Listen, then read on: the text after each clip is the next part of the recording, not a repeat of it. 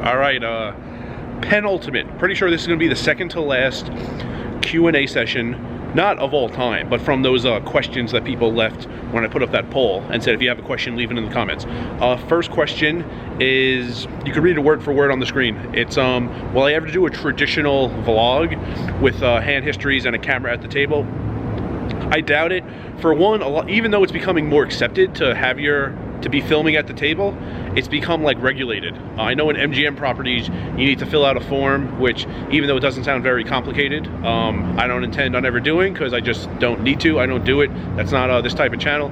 I still intend to give like an occasional hand history, but no, not like a 30-minute video of just hands. In the past, I have done an occasional hand, sometimes a bomb pot at Trooper Thursday, because there's no paperwork or anything. You can just film at the table, and that's how it works over there.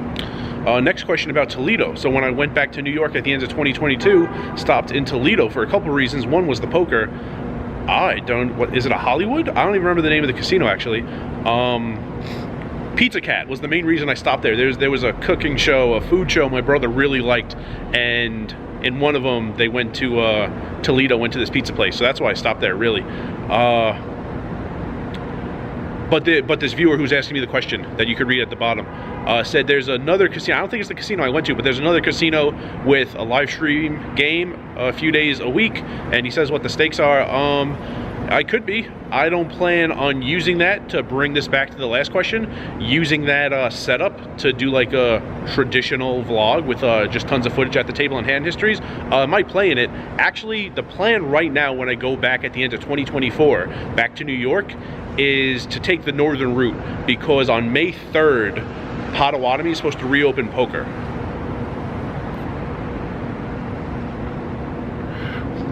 I haven't been back in the state in about a decade since I moved, so I would love to go back to Wisconsin and play a session at Potawatomi, wherever they put the new poker room. I don't know. Still have my player's card, of course.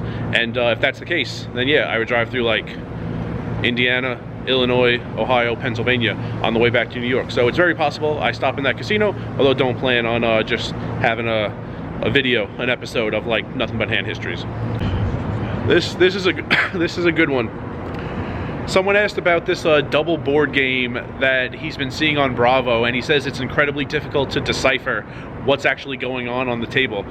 So yes, the guy now, it's been run all over the city, but the guy now is playing it, the guy who like plays in the game and organizes it and tries to like draw in people to play in it, he's been having it at Bally's, which you probably call Horseshoe, and Caesars.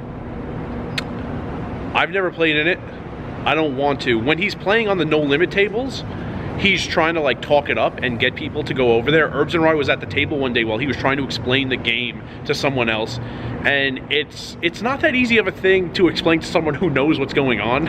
It's very difficult to explain to someone who's never played any of those games, and Herbs and Rye like couldn't take it because this explanation was going nowhere, even though the guy who was new, who was asking all these questions, ended up playing in the game. But anyway, I earlier today asked a dealer, I thought it was 2 games round by round. I asked a dealer, he's a very good dealer, he's very knowledgeable, he deals sometimes, he floors sometimes, so he knows what he's talking about. He said when he's dealt it, it's 1 game with a different type of game once per half hour on the dealer change. So he said the normal game is double board 5-card PLO. So everyone gets 5 cards. You're playing pot limit Omaha, so the betting is pot limit. You're playing Omaha, you need to use exactly 2 cards in your hand, exactly 3 cards on the board to make your best 5-card hand, but there are 2 boards. There's a top board and a bottom board. So half of the pot goes to the winner of the top board. When the betting on the river is done and the players who are left show down, half of the pot goes to whoever has the best 5-card hand on the top board. The other half of the pot goes to whoever has the best, or whomever has the best 5-card hand on the bottom board. On dealer changes, so complicated, they play what they call ultimate, which is hilarious because that's what Herbs and Rye and I call the guy who organizes the game, because you hear him constantly saying this when he's explaining the game to people who are like semi-interested in it. Ultimate is high-low. Okay, So the game I just explained, even though it's only high, it's pot limit Omaha, it's only the high hand, it's still a split pot game because half of the pot is going to the winner of that top board, half the pot is going to the winner of the bottom board. In Ultimate, they're playing with 5 cards, they're playing Omaha, the betting is pot limit, but it's now high-low. But here's the thing, if you think 2 boards, a top board and a bottom board, and high-low means 4 pots, no, you're wrong. When you play double board high-low, say both boards are out there, you know, the top board has all 5 cards out there, the bottom board has all 5 cards out there, betting is done on the river, people show down.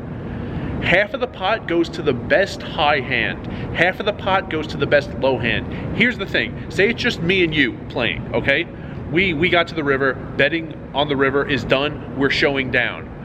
Half of the pot goes to the best high hand. I choose whatever board I want, and I say, this is my best high hand. If I'm choosing the top board, okay, 2 of my cards in my hand, and 3 cards on the top board, and I say my best hand is kings full of queens, okay. You might have a straight flush on the bottom. That's fine, that you're using a different board. Each player gets to use whichever board that player wants to make his high hand. Each player gets to use whatever board that player wants to make his low hand. So if I have kings full of queens on the top and you have a straight flush on the bottom, it doesn't matter what the boards are. Right now we're dealing with half the pot going to the best ultimate high hand, and you win with the straight flush. Who cares what the board is? Your best hand possible, straight flush on the bottom, you win. The board doesn't matter, that's your best high hand possible. Then half the pot goes to the winner of the best low hand possible. Sometimes a low isn't possible when you're playing pot limit Omaha 8. But if it is, now say I have a 6-5-4-3 ace on the bottom, and you have a wheel on the top. You have 5-4-3-2 ace. You win again, because my best low, I get to pick whatever board I want. I'm picking the bottom, that's the board where I have the best low. I have 6 low. You're picking whatever board is best for you. You pick the top, you have the wheel, 5 low, on the top. You win that half of the pot, the low half of the pot, because ultimately, choosing every board, you know, whatever board you want of all the boards out there, you have the best low. If that explanation isn't, that's like one of the best explanations I've heard of this game. If it was very long and cumbersome and you still don't understand it, that's just an inherent part of playing this game. It's very complicated. A lot of people play it and don't even understand what's going on when they're playing the ultimate hand, but that's as best as I can do, and there it is. And remember, rice is a spoon food.